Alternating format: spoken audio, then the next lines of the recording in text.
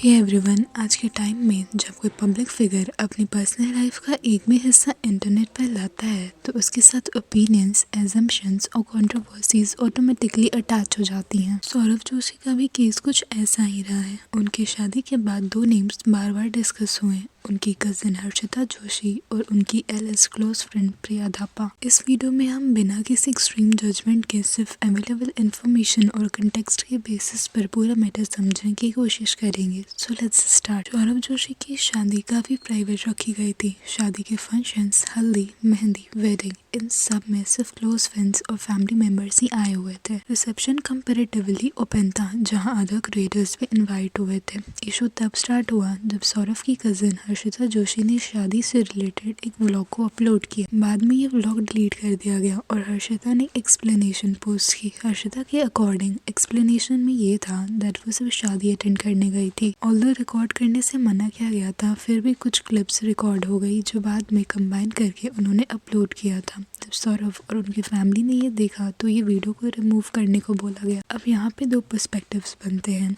पहला ये सौरव जोशी का पर्सपेक्टिव दैट शादी सौरव के पर्सनल लाइफ का इवेंट था। उनका डिसीजन ये हो सकता है कि पहले वो खुद अपनी वेडिंग मेमोरीज ऑडियंस के साथ शेयर करें, उसके बाद फैमिली या दूसरे लोग कंटेंट अपलोड करें। ये अप्रोच अनयूजुअल नहीं है। काफ़ी सेलिब्रिटीज और इवन नॉर्मल फैमिलीज भी यही चाहती है करती है दैट उनके रॉ या अनफ्लैटरिंग मोमेंट्स पहले इंटरनेट पर ना आए, स्पेशली जब कोई प्रोफेशनल वेडिंग शूट प्लान्ड हो। रिसेप्शन के टाइम जब क्रिएटर्स इनवाइट हुए वहाँ रिकॉर्डिंग अलाउड थी क्योंकि वहाँ एक्सपोजर एक्सपेक्टेड था, लेकिन वेडिंग डे सिर्फ फैमिली के लिए लिमिटेड रखा गया था और अपेरेंटली फैमिली मेंबर्स को व्लॉग ना बनाने के लिए रिक्वेस्ट पहले से ही की गई थी। वहीं दूसरी तरफ आता है हर्षिता जोशी का पर्सपेक्टिव। तो हर्षिता एक कंटेंट क्रिएटर है और शादी जैसे events naturally high engagement moments होते हैं, स्पेशली जब वो इंडिया के सबसे बड़े व्लॉगर का हो सकता है उन्होंने इंटेंट के बिना कुछ मोमेंट्स रिकॉर्ड किए हो या उन्हें लगा कि कोई बाद में अपलोड करना एक्सेप्टेबल होगा। लेकिन प्रॉब्लम टाइमिंग की थी। वीडियो सौरव के वेडिंग व्लॉग से पहले आ गया, जिससे नैरेटिव सेट हो गया कि फैमिली के बीच डिसएग्रीमेंट है। यहाँ एनालिटिकल पॉइंट ये है कि अगर पहले ये रिक्वेस्ट क्लियर की थी तो वेडिंग कंटेंट डिले या रेस्ट्रिक्ट करना है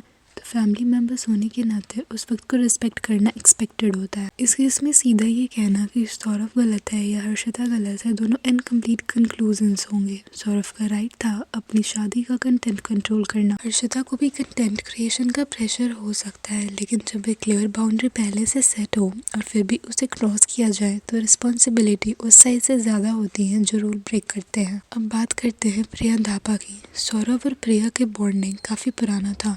सौरव अपने खुद के व्लॉग्स में भी मेंशन कर चुके हैं कि प्रिया उनके साथ तब से थी जब उनके पास कुछ भी नहीं था। इस वजह से ऑडियंस के बीच एजम्पशन बना कि शायद दोनों एक टाइम पर रिलेशनशिप में थे, लेकिन इस चीज़ को अभी ऑफिशियली कंफर्म नहीं किया गया है। डेटिंग थी या नहीं ये क्लियरली डॉक्यूमेंटेड नहीं है, इसलिए फैक्चुअल लेवल पर प्रिया को एक्स लेबल करना स्पेकुलेशंस की कैटेगरी में आता है। शादी के बाद कुछ मोमेंट्स जैसे कि डांस क्लिप्स, अवंतिका का स्लिप होना, मीम्स इंटरनेट पर वायरल हुए। कुछ रील्स को प्रिया थापा के भी अकाउंट से लाइक किए गए थे, जिससे कहीं ना कहीं ऑडियंस ने ये गेस आउट किया कि शेड करने के फॉर्म में इंटरप्रेट किया गया। यहाँ एक इम्पॉर्टेंट एनालिटिकल पॉइंट ये है दैट लाइक्स का मीनिंग सब्जेक्टिव होता है। हर लाइक का मतलब पर्सनल अटैक या बिटरनेस नहीं होता, लेकिन हाँ दिस इज फॉर श्योर कि जब पास्ट बॉन्डिंग स्ट्रॉन्ग हो तो पब्लिक नेचुरली मीनिंग्स निकाल ही लेती है। इस पूरे नैरेटिव का एक डीपर लेयर सौरव के फैमिली माइंडसेट से जुड़ा हुआ है। सौरव की मदर ने खुद व्लॉग्स में मेंशन आउट किया है उनके लिए अरेंज मैरिज फैमिली की इज्जत से लिंक्ड है।